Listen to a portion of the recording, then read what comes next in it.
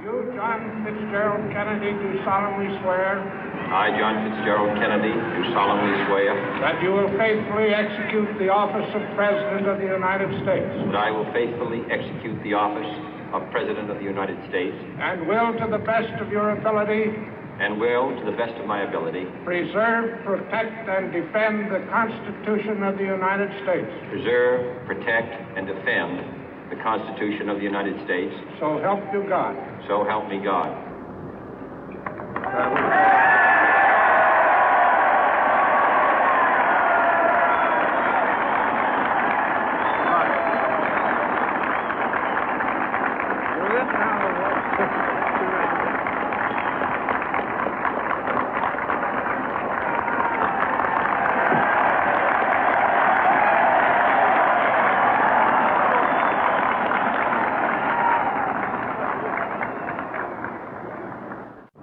Vice President Johnson, Mr. Speaker, Mr. Chief Justice, President Eisenhower, Vice President Nixon, President Truman, Reverend clergy, fellow citizens.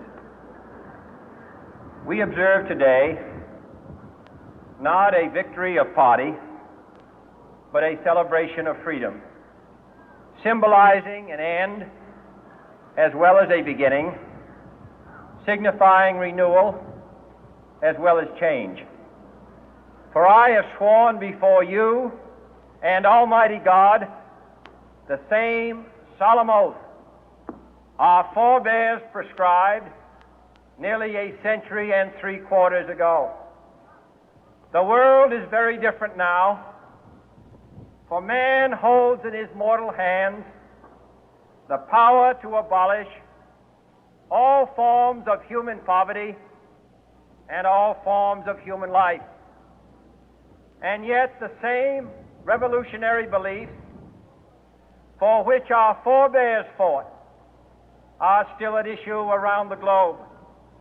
The belief that the rights of man come not from the generosity of the state, but from the hand of God. We dare not forget today that we are the heirs of that first revolution. Let the word go forth from this time and place to friend and foe alike that the torch has been passed to a new generation of Americans born in this century, tempered by war, disciplined by a hard and bitter peace, proud of our ancient heritage, and unwilling to witness or permit the slow undoing of those human rights to which this nation has always been committed and to which we are committed today at home and around the world.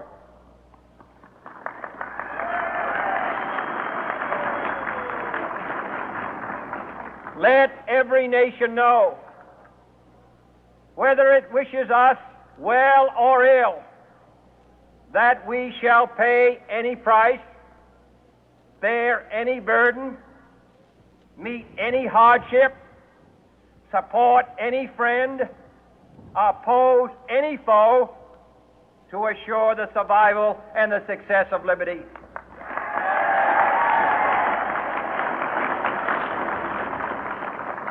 This much we pledge and more. To those old allies whose cultural and spiritual origins we share, we pledge the loyalty of faithful friends. United, there is little we cannot do in a host of cooperative ventures. Divided, there is little we can do, for we dare not meet a powerful challenge at odds and split asunder. To those new states whom we welcome to the ranks of the free, we pledge our word that one form of colonial control shall not have passed away, merely to be replaced by a far more iron tyranny. We shall not always expect to find them supporting our view, but we shall always hope to find them strongly supporting their own freedom, and to remember that in the past, those who foolishly sought power by riding the back of the tiger ended up inside.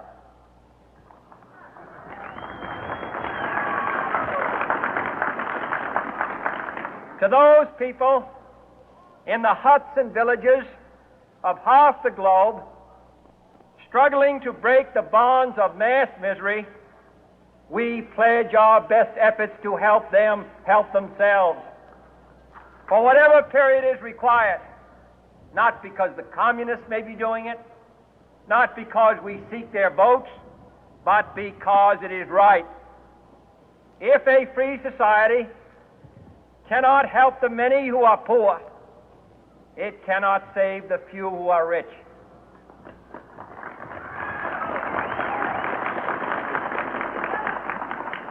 To our sister republics south of our border, we offer a special pledge to convert our good words into good deeds, in a new alliance for progress, to assist free men and free governments in casting off the chains of poverty. But this peaceful revolution of hope cannot become the prey of hostile powers. Let all our neighbors know that we shall join with them to oppose aggression or subversion anywhere in the Americas. And let every other power know that this hemisphere intends to remain the master of its own house.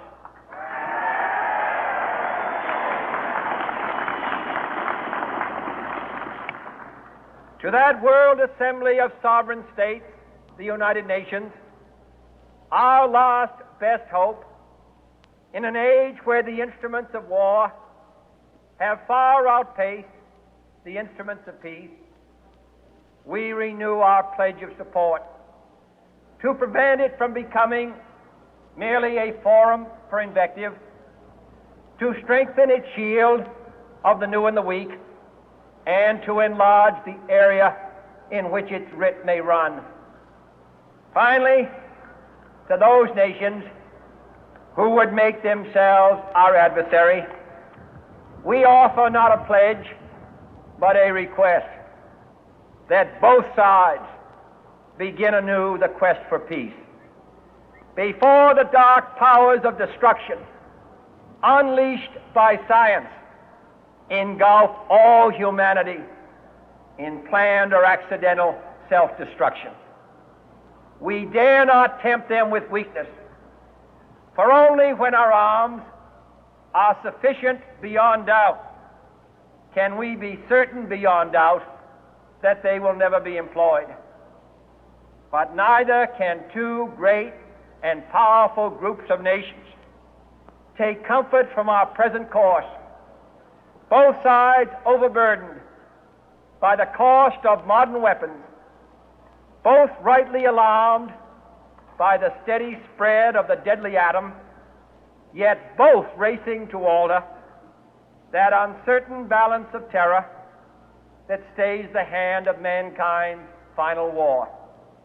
So let us begin anew, remembering on both sides that civility is not a sign of weakness, and sincerity is always subject to proof.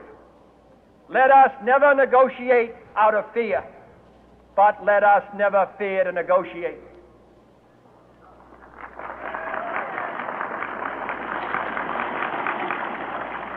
Let both sides explore what problems unite us, instead of belaboring those problems which divide us.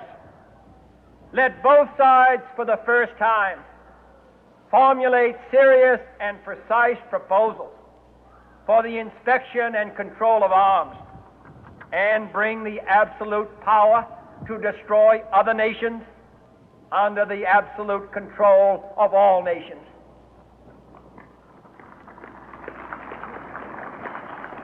Let both sides seek to invoke the wonders of science instead of its terrors.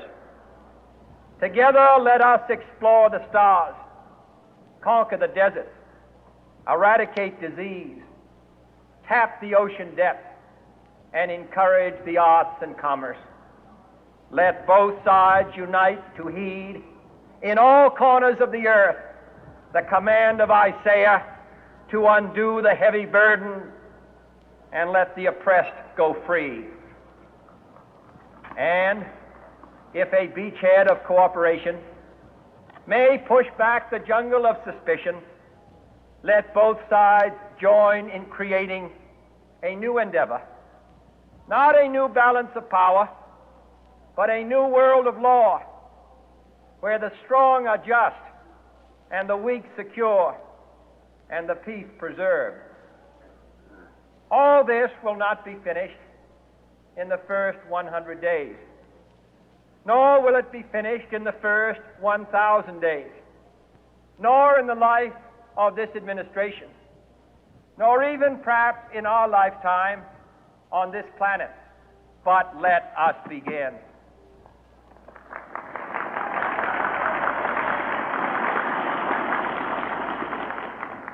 In your hands, my fellow citizens, more than mine, will rest the final success or failure of our course. Since this country was founded, each generation of Americans has been summoned to give testimony to its national loyalty. The graves of young Americans who answered the call to service surround the globe. Now the trumpet summons us again, not as a call to bear arms, though arms we need, not as a call to battle, though in battle we are, but a call to bear the burden of a long twilight struggle, year in and year out, rejoicing in hope,